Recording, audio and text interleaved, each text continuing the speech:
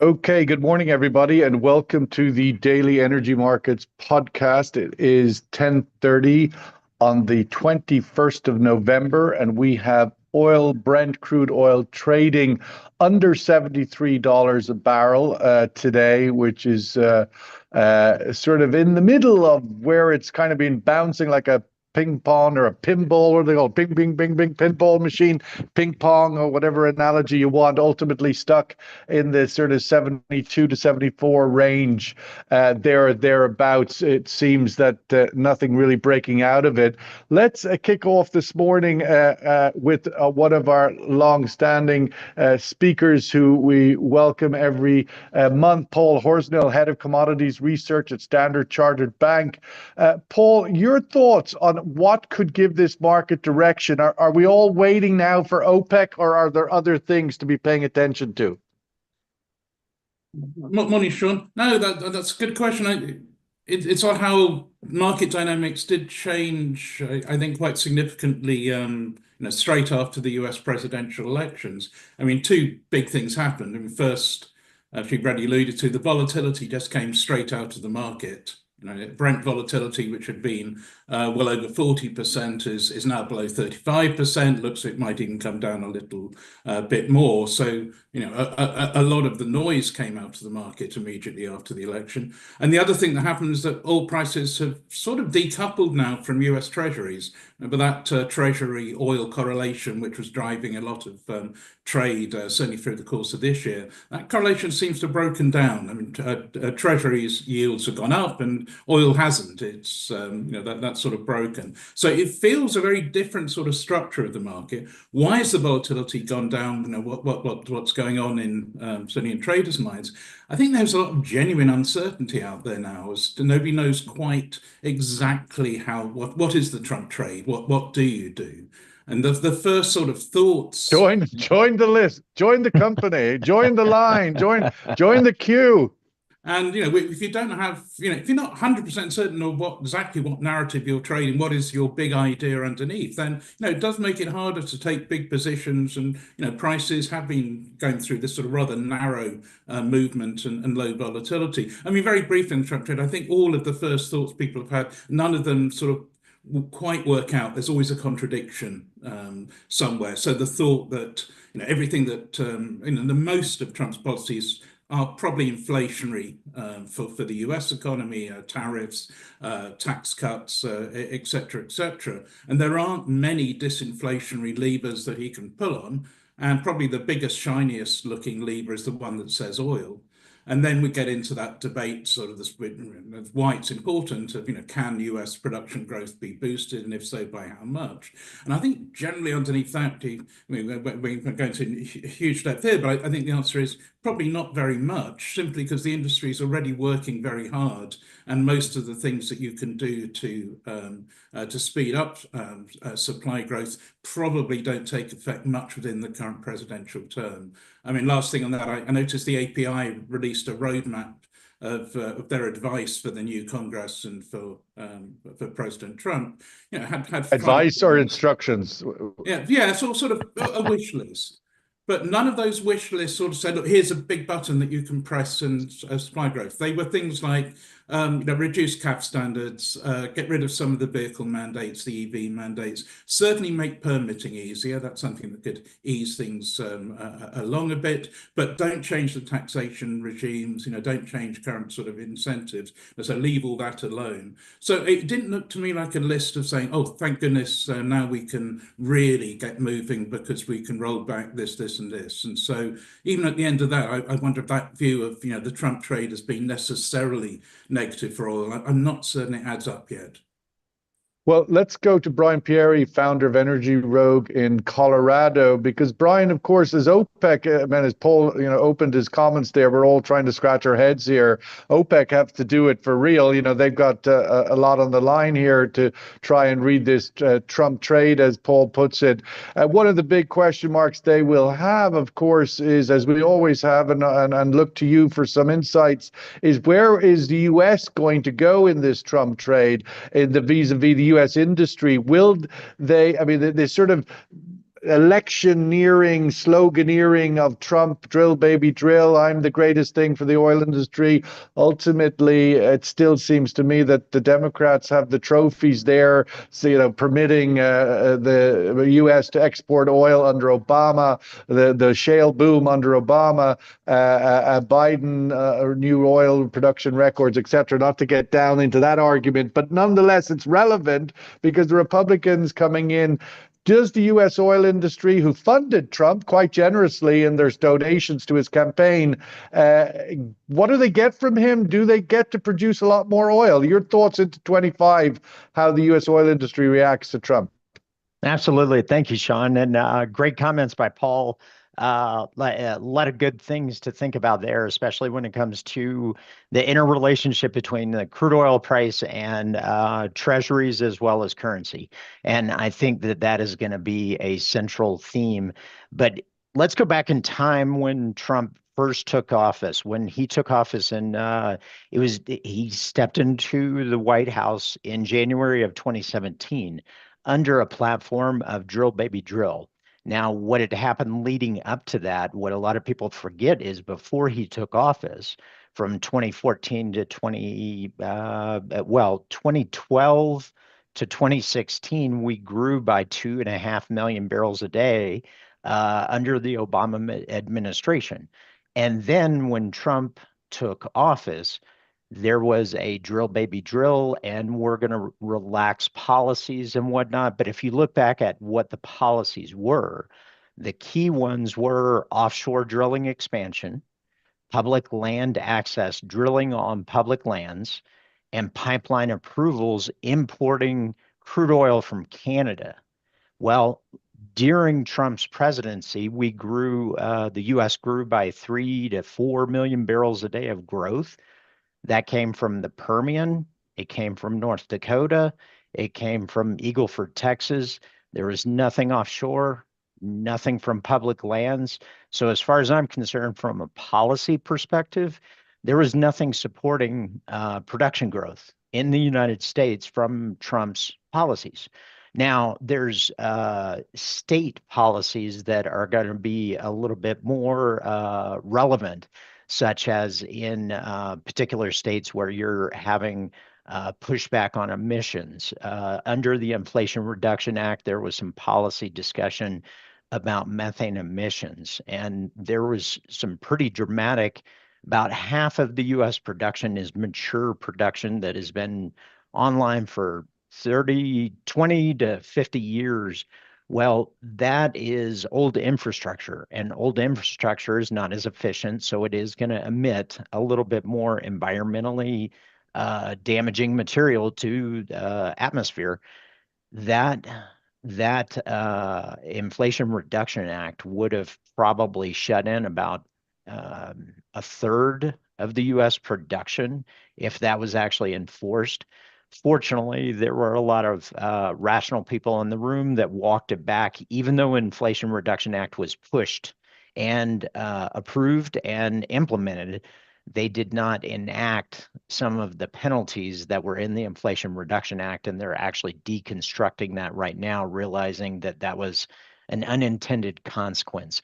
So looping it all the way back on a drill, baby, drill, I don't think it's going to, the production growth that we saw during Trump's first presidency had nothing to do with policy, nothing to do with federal regulations. It had 100% to do with Permian, new technology, expansion of that technology. And this time around, we don't see the blue sky as much. The opportunities are getting harder. The economics are getting harder. The productivity out of each well is increasing, but they're also increasing the lateral lengths. They've gone from 1 mile laterals to 3 mile laterals. So it's just much more expensive. So producers are squeezed. And you can look at that by this summer when we were $80 plus. We did not have an expansion of rigs in the United States. That is a price signal that says we're not really going to see expansion unless price improves. I don't think it's going to have anything to do with policy and I think there's going to be a lot of headline news, but at the end of the day, when it comes to crude oil production out of the United States, I don't think it matters. Let's go to the high seas. Anup Singh, Global Head of Shipping Research at Oil Brokerage. Welcome, Anup, to the table for the first time. Great to have you join us. Tell us a little bit about where we see, I mean, quite often the future can be seen in shipping. The cuckoo in the coal mine can tell us where the realities are at there. We saw a report out this morning from Reuters, big imports going into China this month, up above 11 million barrels a day. What's shipping look like? What are rates like at the moment? What do they tell us? Hi, Sean. Yeah, good to be here. Good to be at the high table.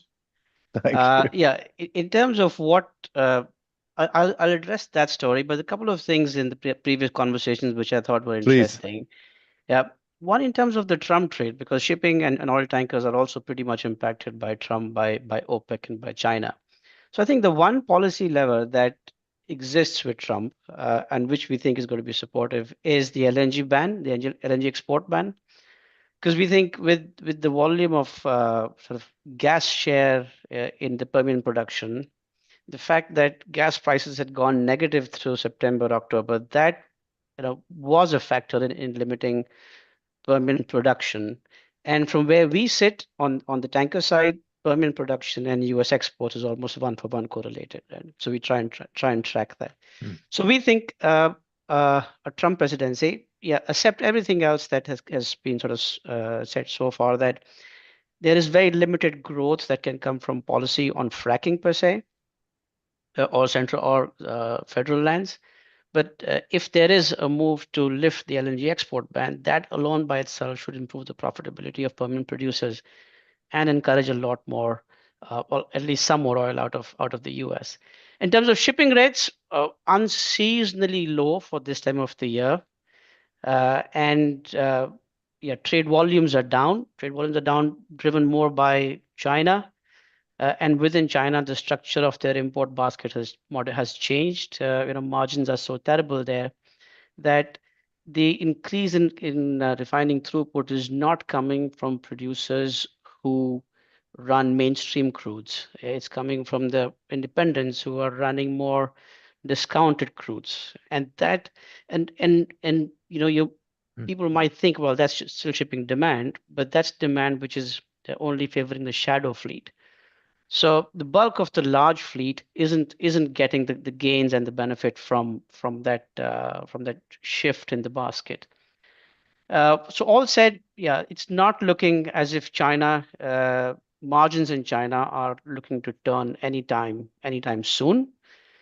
Where we are sort of modestly or cautiously optimistic is in the shape of the stimulus, and actually immediately after. You mean the China stimulus? The China stimulus, yeah. Mm-hmm. Because we've seen some sort of green shoots come through from there. For now, evident much more on the macro side, right? Things like housing sales going up, retail sales sort of performing above expectations, PMIs looking up. So there are some green shoots there. Our conversations with some of the state-owned companies are also suggesting that they are seeing better demand coming through on the margins. So going into next year, I think this winter and the short term is pretty much locked in, not looking to be dramatically great. But next year, with Trump sort of encouraging some element of more production from the Permian, the stimulus helping to put a floor under the Chinese economy, I think there probably be an improvement in trade volumes and trade flows. Well, Paul, let's just go to that. I mean, in between those two things, there is a big word called tariffs that have been announced. I've been speaking of the Trump trade. How do you think, I mean, taking it at face value, and one must, I suppose, at this point, the tariffs are going to be increased, and what scale, etc. But putting it there as something of note, how do you think that plays into the energy markets? The US now is, of course, a major oil and gas, LNG exporter. How do all these tariffs, do you think, play into the trade for the coming year?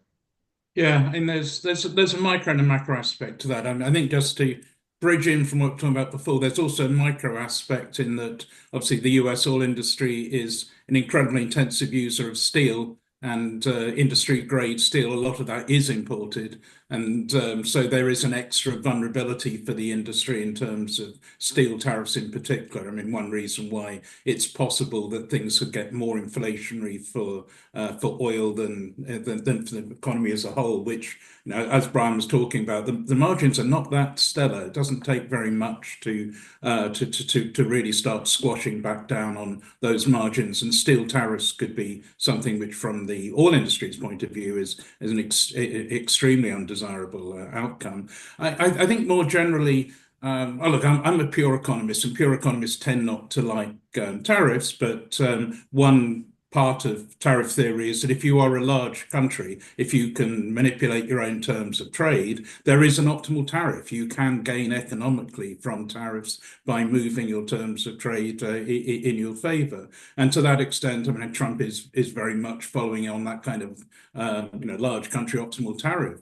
But I'd see the tariff discussion so far as, if you like, an opening step. Here's my first offer. Now let's make a deal. Very sort of, I think, in line with President Trump's natural instincts, which are not to sort of lay down economic policy by diktat, but very much by negotiation, by deal making, etc. So we have to sort of see it in that light. But overall, I think that there is still concern within the overall markets that maybe that tariff policy may prove to be deflationary for the world, even if it's in terms of taking the edge off some growth and could therefore impact on oil demand. I think the more you dig into that, the less it holds up. It doesn't seem to be a huge, great sensitivity. And at the moment, I still sort of have this bias that we're probably underestimating the potential for oil demand growth next year. I mean, we've all got terribly miserable in the middle of the year and thought, the US is going to have a hard landing, China's going to have a hard landing. It's all horrible, and we're looking at something approaching a sort of depression into next year. We did see for the first time in decades Chinese oil demand consumption decline. I mean, that's kind of monumental. No, well, again, it depends on which data you're using. I mean, the dirty secret for all analysts is that Chinese oil demand in some ways is almost a matter of opinion. It depends how you look on the data and how you process it. And well, it's certainly flat there, plateaued, or whatever word you want. We've had decline data, but it's certainly a significant moment. I don't think it's monumental. I think it's growing 3-4%. I think it's going to grow 300,000 next year, which is sort of 3%. It's looking a bit like a normal economy, but it's not a sea change. Well, Brian, tell me a little bit about your thoughts. Obviously, U.S., United States outlook this year, oil production increase very minimal. But where are we at with the growth areas in the Americas, Guyana, Brazil, other areas? How are they likely to sort of Trump trade? How are they likely to be impacted by all of these tariffs, language and trade and so forth, and production? What's your outlook for them in the coming year? Absolutely. The three that I'm looking at, well, four actually. Canada is one of them, and they've been growing a little bit. They are investing a little bit more on the natural gas side because they are gearing up for a export on their western coast called Kitimat, and that is going to come in the supposedly mid 2025. And as Anoop was saying, that the LNG, which in my opinion, we should have never even discussed a LNG ban. Number one, it didn't impact anything as far as any terminals that are coming on in the next 12 months. It's really looking beyond, and it's really eroded a lot of international trust on some of the long-term LNG dealings with the United States. So I do see the United States, regardless whether it would have been Harris or Trump, that we would have walked that back. But in the Americas, to get back to the question, U.S. I see is flat until I see price signals and rigs, and both of those, there's there's no end in sight, so we're just likely going to tread water. We've grown maybe a couple 100,000 barrels since last October. Canada has grown a little bit. Brazil has been the surprise here. They've grown quite a bit, and that has actually taken a lot of people by surprise. Guyana grew a lot at the first part of the year, but kind of plateaued because they need some incremental infrastructure there. I would expect kind of a clunky, when they complete the infrastructure, you're going to see a large influx, maybe 100,000, 200,000 barrels at one time, but then you're not going to see much added on top of it. So it's going to, when it comes online, it's going to seem very big, but then there's not going to be much behind it. Then we're going to have to wait because it's a pacing of infrastructure. Venezuela is trying to build back from a very long cycle of not really having the development and expertise, and they're just going to add a little bit at a time. So I probably would peg their growth at maybe a couple 100,000 barrels, maybe 400,000 at the top side for next year. That's kind of my take at this moment. What about the Keystone XL? A question in the chat room, what's the chances of Keystone XL coming back to the front burner?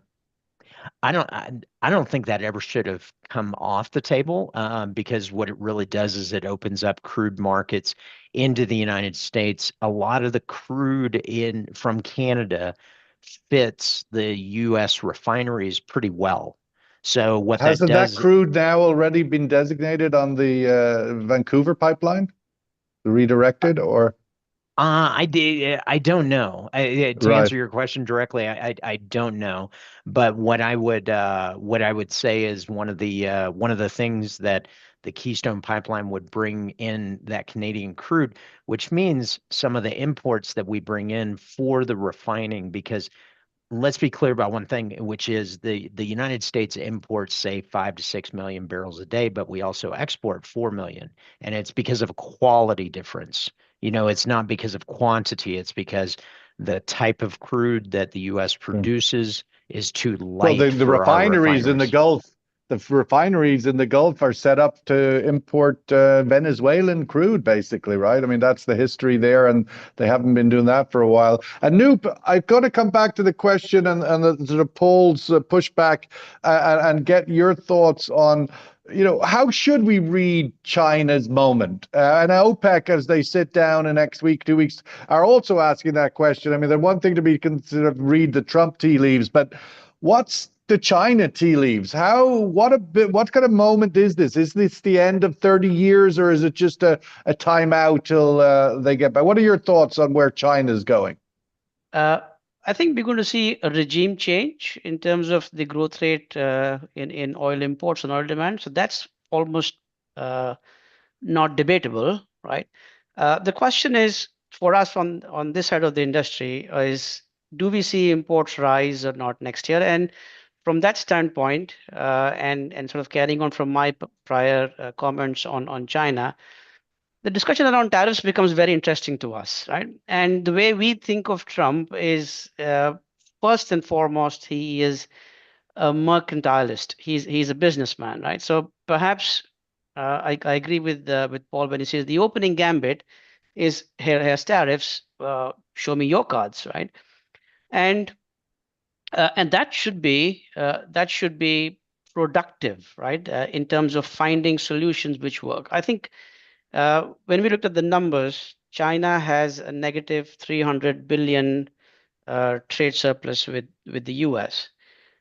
What does US have as a measure to sort of level the scales? It has lots of oil and lots of gas, right?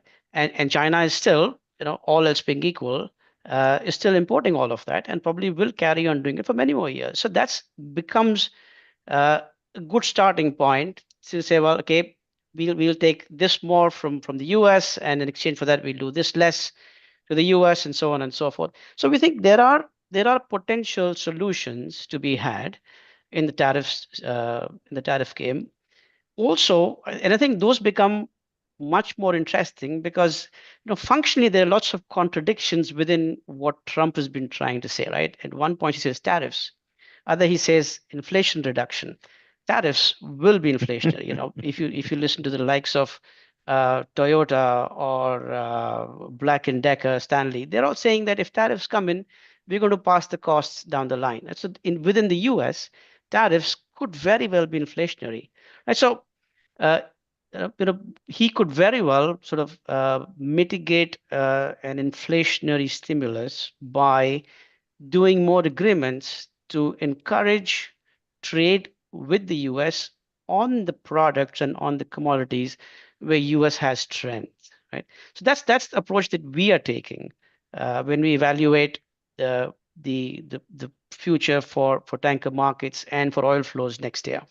Let's go to the survey question and get the view in the room on this OPEC thought. What will OPEC decide to do at next meeting, which is in 2 weeks' time? Will they proceed with supply increases that are scheduled for January 1st? Or will they do what they did last month? They'll extend cuts by another month and see where they're at.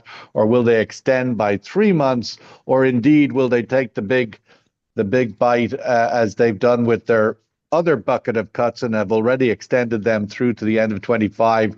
Will they throw the 2.2 million barrel a day cuts that are supposedly going to be unraveled from January 1st and just say, okay, we'll put them all in the same bucket and extend cuts through to 2025? The view in the room on that one. Paul, of course, what's moving prices today is the resurgence of the geopolitical risk to energy infrastructure with the escalating conflict between Ukraine and Russia. UK, where you are, has joined the US in permitting Ukraine to utilize their long-range missiles firing deep into Russia. Your thoughts on that, supposedly from the Russian perspective, as warned many months, a game changer in this war. Does this escalate? Does this become a concern for the energy markets? Your thoughts? I think certainly it's something that the European gas market is thinking about in terms of potential for disruption of existing flows and maybe changes further down the line. I'm not certain there's still much appetite for even thinking about going back to Russian gas in Poland, in Germany, and most of Western Europe. I think that's the cutoff of following arbitration of supplies to Austria over the past couple of weeks. I think it's just a further demonstration that if you want a reliable energy partner, Russia probably isn't the first port of call. So in that sense, it's there, but I don't think it's there's much belief that we're ever going to establish the status quo. I mean, the situation on the ground, it certainly does feel as if it's coming to some kind of a change. I might commend people to read a very good article saw yesterday in Foreign Policy magazine, which was really just looking again at that thought about how stressed is the Russian war economy, how much do they need to sort of bring this to an end. And the interesting point they're making there, some statistics were staggering, that half the artillery shells used in Ukraine at the moment by the Russians are actually from the North Korean stockpile. And likewise, in terms of barrels, they only have 2 rotary forges in Russia. They can't produce barrels fast enough. So that's a very interesting argument, again, just suggesting that everybody really liked this war finished, and it's there's incentives, particularly from the Russian side, where this may not be sustainable from their side either. When your 911 call is to North Korea, you've got a problem. It's time to think of something else to do. Brian, looking forward into the OPEC piece, the OPEC decision, does it move the market? Which lever they pull, do you think, from a supply planning point of view through to the first quarter? Well, I think if you look at the oil markets and you look at oil price, there's been last year, the theme was, oh my gosh, we had a lot of unexpected supply. There was a massive growth, and a lot of that was from build out that was happening in 21 and 22 as far as the recovery from COVID. After we recovered from COVID, there was just so much catch up. So last year was really about the production side. This year was all about balance, and it really has to do with everything that we've been discussing here, such as tariffs, such as economies, such as demand on, is China now a mature economy and we're no longer going to see a 6 to 8 to 10% growth every year? Because if we're not, then the world has actually, the global crude oil market has lost the growth engine of the last 2 decades.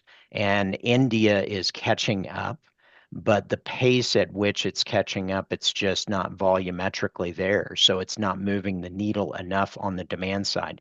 So I think the crude oil market is really at the center of, okay, what is China doing? Are we going to return to something? Paul referenced that, well, we expected a hard landing. Where is it? We're okay. We're all here.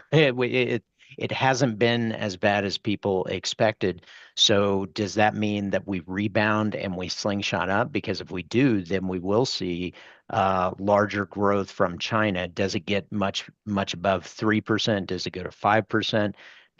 Do we return to that? That is the big question mark that I think traders are trying to figure out. And the other side of the equation is really OPEC is the balance to the market, because the US and other countries are really looking at that price saying, should I deploy capital and drill and expand or not? And OPEC has been kind of the balancing source, and which has been a big stabilizer for crude oil prices. So I think OPEC is probably trying to understand what that China relationship is. But I will say their projections, OPEC's projections, have always been, I don't listen to a lot of Western press when it comes to understanding demand. I actually listen more to OPEC when it comes to that, because they have a handle on it. We're going to give Anup the last word here. Anup, the other question, to the extent of the Trump trade and policy, is how hard he's going to come down or can come down on Iran exporting, and the big grip that was on Iran exports before. And the question, I suppose, to you is, generally shipping is seen as the space where you can sort of impact the ability for the dark fleet to flow, crack down on ship-to-ship trade on the open seas, insurance, etc. Your thoughts on, is shipping the kind of underbelly here that the Trump administration can clamp down on to sort of shut in this Iranian trade to China? Yeah, I think the levers to apply directly on shipping are very few, because a lot of that trade has now gone on to the shadow fleet. But there are a couple of levers that can still be pulled. I think one of them is, there was a very interesting article on Bloomberg yesterday on sort of putting satellites and viewing where the ship to ship happens. So all of that is happening off the waters of Singapore and Malaysia. And I think the US should have enough diplomatic clout. If it wants to go after those transfers, it could do that, yeah, with some cooperation from governments in Southeast Asia. But I think also, within the enforcement mechanisms over the last 2 years, 2023, 2024, there have been increasing opportunities to clamp down on this trade. They haven't been politically expedient, and they have not been exploited. Yeah, one of them is if the US can go after the bankers who bank the refiners who refine crude oil from Iran, right? So that channel exists, even if that trade isn't necessarily denominated in US dollars, if it doesn't go on mainstream ships, even if there's no US dollar transaction in the trade per se, an international bank or even a local bank in China who is financing many of these refineries, could be used to clamp down on that trade. And we have heard, there have been sort of rumors that even some of the larger independents the newer refineries have gone into Iranian oil very recently. Yeah?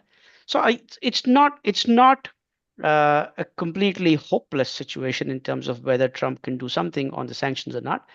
Difficult, but from where we sit, we think there are levers. But from our standpoint, obviously, it's very bullish for tanker markets if he goes hard after Iran, because the replacement oil would then not flow on the shadow fleet. It would flow on mainstream tonnage, which is super bullish, right? Main Street, shadow fleet. I think Trump likes the shadow fleet, shadows generally speaking, but that's a whole nother story. Extend cuts by 3 months seems to be the preferred choice here. We'll post that on social and see if everybody else agrees.